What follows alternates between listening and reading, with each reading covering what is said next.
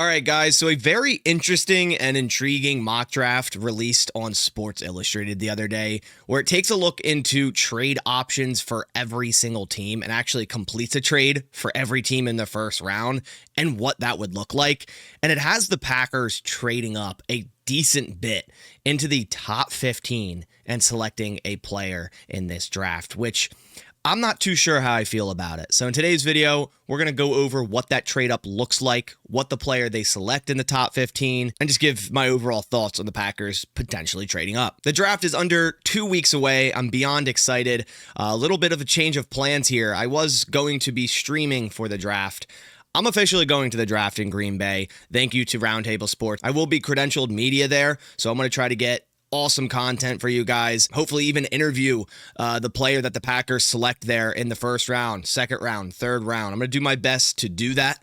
This is the first draft I'm ever going to be going to, and what better than Green Bay, Wisconsin? The first time it's been there as well. So let me know down in the comments who else is going to the draft in Green Bay, and maybe we'll see each other. Also wanted to give a big shout out to today's sponsor, BetUsTV. If you guys are looking for more sports content, definitely go check out their YouTube at BetUsTV. I have it linked down in the description below. They also have an account over on X, and that's also at BetUsTV. I put out this graphic yesterday on my community tab. So if the Packers are sitting at 23 and all 5 of these players are available, Derek Harmon, Kenneth Grant, Mykel Williams, Tedero McMillan, and Trey Amos, which one would you choose? If they're sitting at 23 and you cannot trade down, which player out of these 5 would you pick if you were the GM of the Green Bay Packers? Again, big shout out to BetUsTV. Definitely go check them out. All right, so let's dive into the video and let's go over this very interesting mock draft. Again, it's not a quote unquote realistic mock draft because it has literally every single team trading in the first round,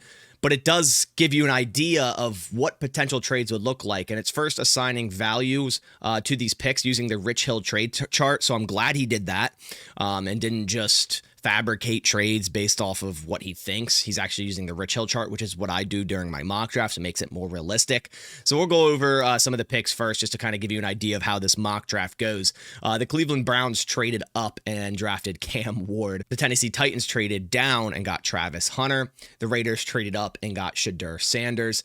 The Panthers traded up and got Abdul Carter. The Jets traded up and got Armand Membu, who's the first tackle off the board before Will Campbell. The Giants trade down and get Tyler Warren at tight end. The Jags trade down and still get Mason Graham. The Patriots trade down and get Tedero McMillan. The 49ers end up with Jalen Walker. The Broncos end up with Ashton Genty. Will Johnson at number 11 to the Saints. Mykel Williams at 12 to the Chargers. Will Campbell all the way down to 13 to the Cardinals. So the next pick is where the Packers traded up with.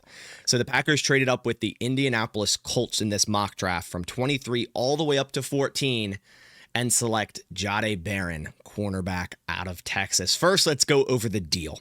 So the Packers are getting pick 14 and pick 117 in the 4th round, and they'd be sending pick 23 in the 1st round and pick 54 in the 2nd round. I'm going to be honest, I would not be happy with this trade. Now, when you look at the Rich Hill value chart, it's actually more value the Packers are receiving by just 2 points. As you see here, the Packers pick 23 and 54. It's worth 245 and 104. That equals up to 349, whereas the Colts pick at 14 there. And then also 117, that equates up to 351. So the Packers would actually be getting more value in this trade, but I don't necessarily like it because then you're removing your 2nd round pick at pick 54 and you're getting a cornerback, which is fine. There's no denying Jahdae Barron's talent, right? I just think there's more pressing needs on this team. Obviously, defensive line, I think, is a need. Overall, the front 4, whether you consider edge or defensive line, a bigger need. Wide receiver, I think, is a need. And cornerback might not be as big as a need as some people are thinking. You know, if the Packers end up keeping Jair Alexander and, you know, that relationship is mended and he remains a Green Bay Packer, you know, I could see the Packers waiting until even the 4th round to first select a cornerback. You know, even if Jair is traded on draft night, I don't think it's any guarantee that the Packers are going to go and select a cornerback in the 1st round. Obviously, it depends how the draft board falls. But with Brian Gutekunst only having 8 picks in this draft compared to, I believe, 10 and 11 the past 2 drafts, I don't really see a way where he trades up. And again, he still remains with 8 picks here. but he's losing pick 54, which is huge. Pick 54 is where you can get, a defensive lineman, a wide receiver, maybe trade up from 54 a tiny bit and go get, someone like Jaden Higgins if he falls in the second round, right? I don't like this value, although, again, you're getting more value for the Green Bay Packers in this regard slightly. It's just removing that second round pick where you can go get your edge rusher or defensive lineman or a wide receiver. You could stay put at 23, get any of those positions, and still get a really solid cornerback in the second round. If someone like Benjamin Morrison falls due to the injury concerns, I know he's going to test a couple days before the draft. But if someone like that falls, or Azariah Thomas falls to 54, right? Jahdae Barron's one of the best cornerbacks in this class. Definitely the easiest pick at cornerback, right? Will Johnson with some injury concerns. Jahdae Barron, no real injury concerns. Played some very, very good football the past 3 seasons. You can see this past season, easily his best. 16 total games. He had a 90.7 PFF grade.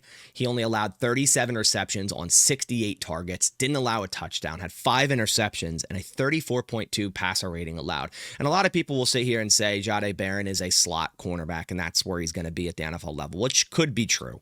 A team could select Jahdae Barron, implement him into their nickel defense, and leave him at that. And I think he'll be good at that. But I think he's a very versatile piece. We see his best season as a college football player was this past season in 2024, where he played majority boundary corner. He played 679 snaps out wide, 122 in the slot. Now, in 2023 and 2022, he played majority in the slot, but did play some outside, also played some safety. He also played some safety in 2024. He's a very versatile piece, but the facts are his best season was in 2024 at boundary cornerback. He allowed a 54.4 completion percentage. He had a great run defense grade at 83.4, a terrific zone coverage grade at 91.5, and a pretty solid man coverage grade at 69.0. He forced 10 incompletions, he had 11 coverage stops, and he only missed 7 tackles. It even says the word versatile gets thrown around too much with defensive back prospects, but Barron is exactly that. As a natural zone defender with excellent instincts and anticipation, he is a starting caliber pro at safety, wide cornerback,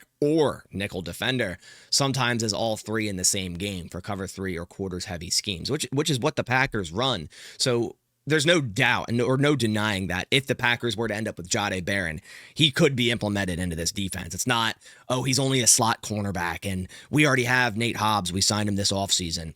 We already have Javon Bullard. We have Keyshawn Nixon who can play on the inside, which, yeah, I do agree with all those statements, but Jahdae Barron could easily play outside. You could rotate him deep if you need to. You can put him in the nickel on passing downs in a dime look.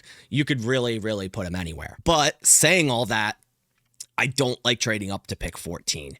It says Green Bay hasn't had a great track record of taking corners in the first round, but with Eric Stokes gone and an uncertain future regarding Jair Alexander, Barron would make a ton of sense. This is a significant trade up with Green Bay surrendering its second rounder. Still, the Texas product is an All-American and a 5-year contributor for the Longhorns. Now, I will say this, it's saying the Packers don't have a great track record taking corners in the first round. I mean, Brian Gutekunst has only drafted 2 corners in the first round, and that is Jair Alexander and Eric Stokes. And yes, Eric Stokes definitely didn't live up to the first round hype. I'd say Jair definitely did, even with the current injury concerns.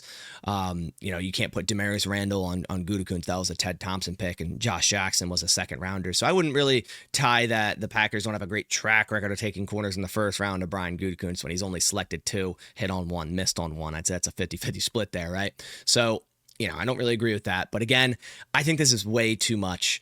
You're giving up if you're the Green Bay Packers. Yeah, then you have 2 4th-round picks, which the Packers are good at drafting in the 4th round, but you have to wait from pick 14 all the way to 87, I think the Packers pick in the 3rd round. Let me look real quick. The Packers, at 87. So you have to wait all the way from 14 to 87. That's like 63 picks, and you're not going to be able to trade up in the 2nd round or trade up in the 3rd round because you just did that and you don't want to give up more draft capital.